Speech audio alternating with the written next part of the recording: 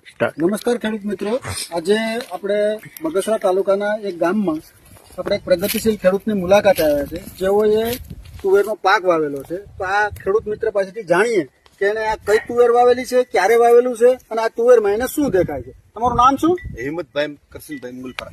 હિંમતભાઈ કરશનભાઈ મૂલપરા. તમારું ગામ શું? આમાપુર. આમાપુર. તાલુકો? કુકાઓ.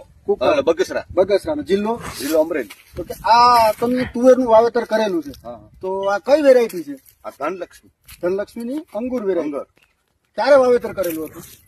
આ ઓગસ્ટ.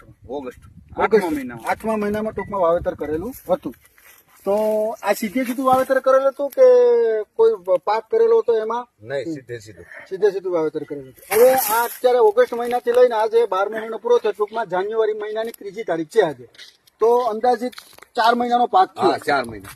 4 મહિનાના પાકમાં આ વેરાયટી તમે તુવેરનો પાક તો ઘણા વર્ષોથી કરતા હશો, ઘણી બધી વેરાયટીઓ વાવી હશે, પણ તમને આમાં શું ખાસિયત લાગે છે આ ધનલક્ષ્મી અંગુરમાં? ધનલક્ષ્મી અંગુરમાં તો બહુ ફ્રાવે સિંગુ ને બહુ ફાલ બહુ છે. ઓકે.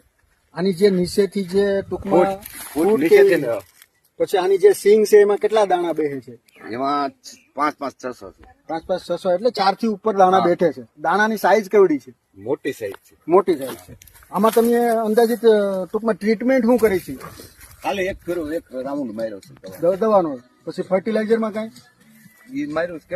હા, એક વાર પાયામાં નાખ્યું, પછી લિક્વિડેશન જે માઇક્રોન્યુટ્રન્સ ને આવે એને પવડાવ્યું છે. હવે આપણી સાથે ખેડૂત મિત્ર બી હતા અને આપણી સાથે જે હરે કૃષ્ણ એગ્રો સેન્ટર બગસરાના જે પ્રોપરાઇટર રવિભાઈ છે તેની પાસેથી જાણશું કે ધનલક્ષ્મીએ આ વર્ષે આ એક નવી વેરાયટી અંગુર તુવેરમાં આપવાનો પ્રયત્ન કર્યો છે.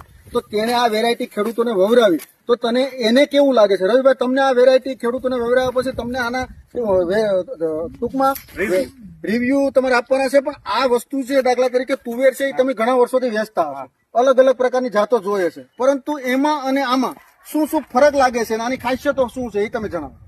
પહેલા તો નમસ્કાર ખેડૂત મિત્રો. આપણે રણજીતભાઈ જેમ પૂછે છે કે ભાઈ તુવેર તો ઘણા સમયથી બધા વેચતા જ હોય છે, બધા વેપારી અલગ અલગ વેચતા હોય છે.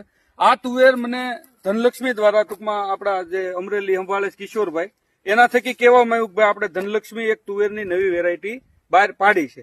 તો BDN છે કે કોઈ પણ આપણે કંપનીના નામ નહીં લઈ, ઘણી વર્ષોથી વેચીએ છીએ, પણ આ તુવેર મેં આ વર્ષે 2 જ થેલા વેચ્યું છે.